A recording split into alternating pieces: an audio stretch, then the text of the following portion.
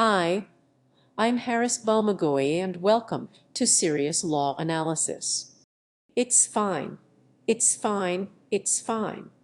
Today we're re-looking at the truly radical Sonic the Hedgehog.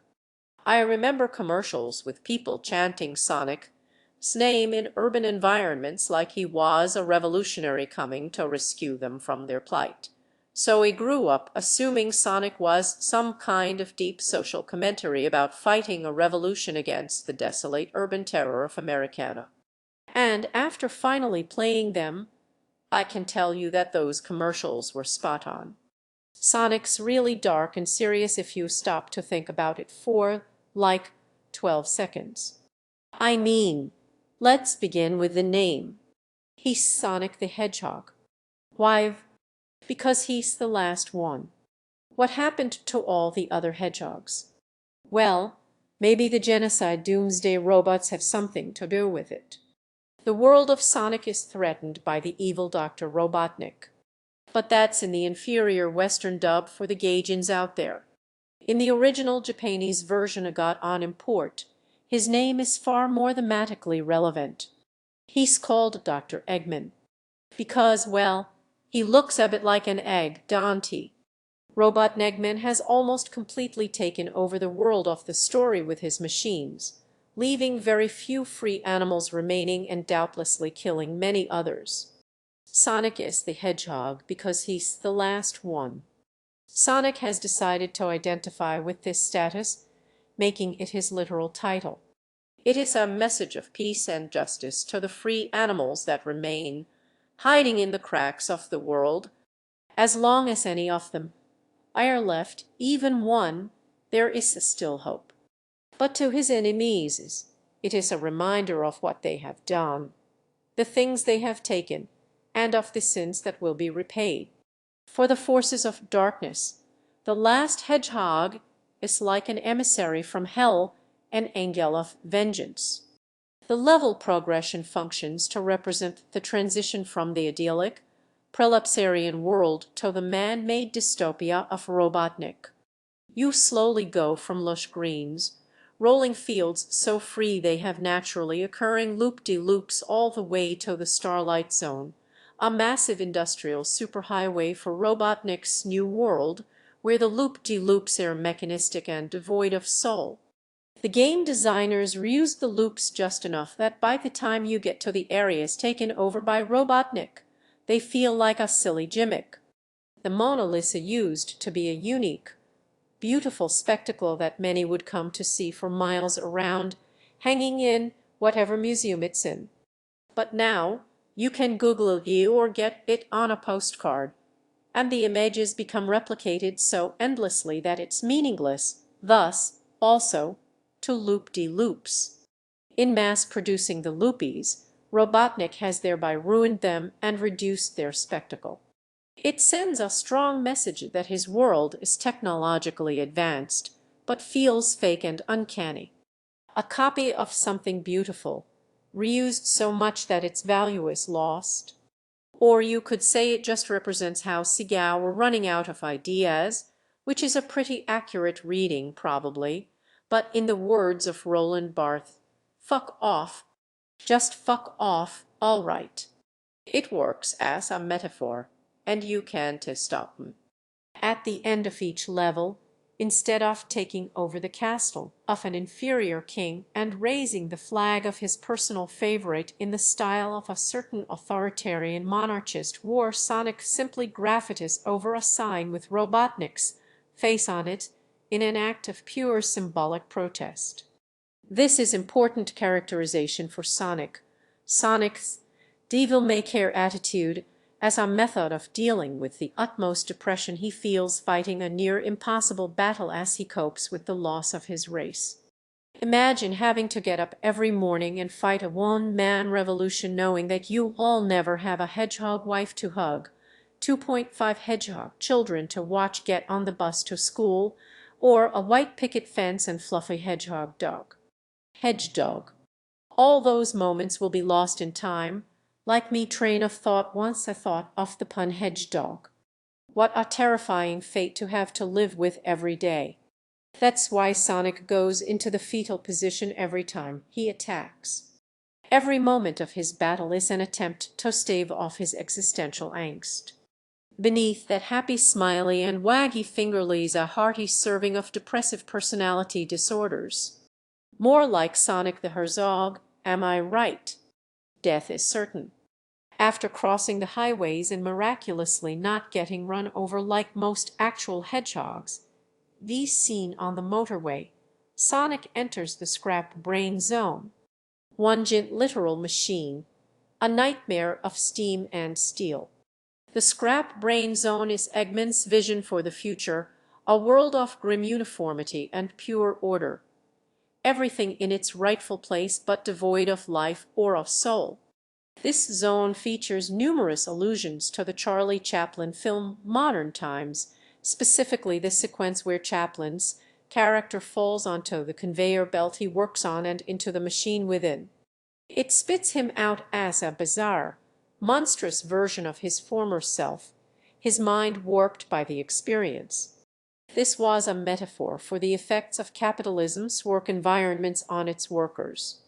It literally altered them, made them more like machines themselves. Chaplin would revisit this idea in The Great Dictator, in which the Nazi ideology metaphorically turned people into machines with machine minds and machine hearts, but not machine penises because robots don't need to have sex. The poor bastards.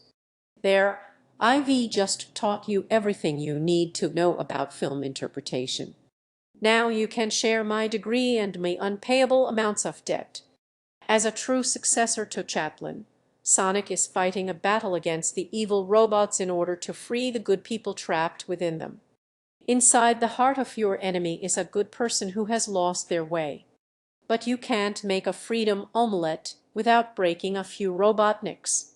Robotnik leads Sonic into a trap and then violates the Geneva Convention by attempting to kill a prisoner of war.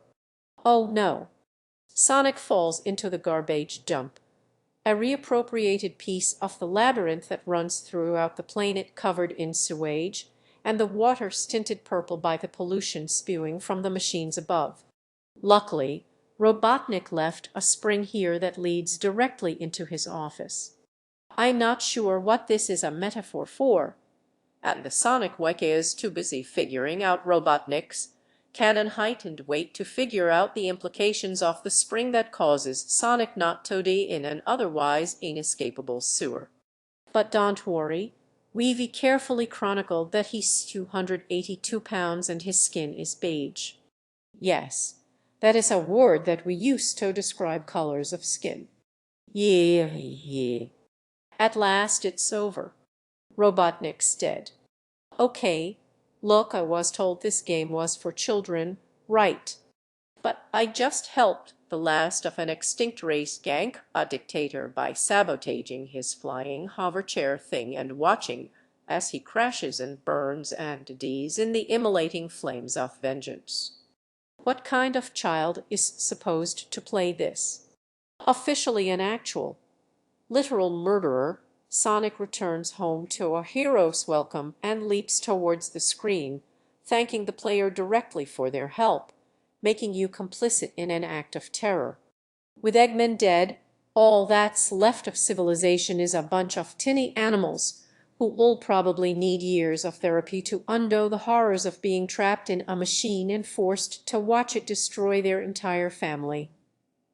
All that as if it's civil, well, all the, all the, all the, all that, how we, all the, the taste, the, ah, the, I review the review now. I review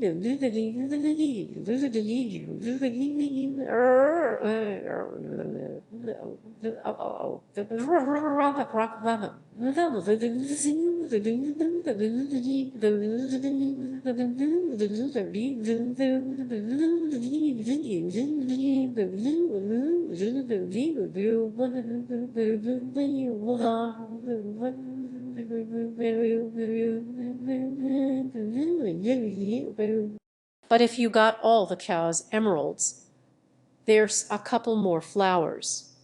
Aw, that's nice. Sonic the Hedgehog is a surprisingly morally complex story about the importance of extrajudicial murder. And there's some deeply resonant themes going on in there about man's battle with the machine. You can't really rate depth on any kind of scale because it's a kind of nebulous concept to begin with, but if you could, I would give Sonic the Hedgehog a 7.5 out of 10 on the depth scale that I just made up. It asks a vital question of our society.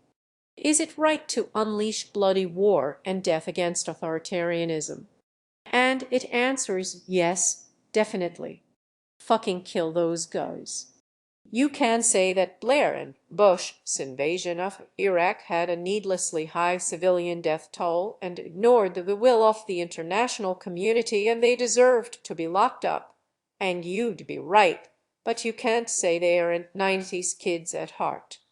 By which I mean, if they had a single heart between them, they probably stole it from a child.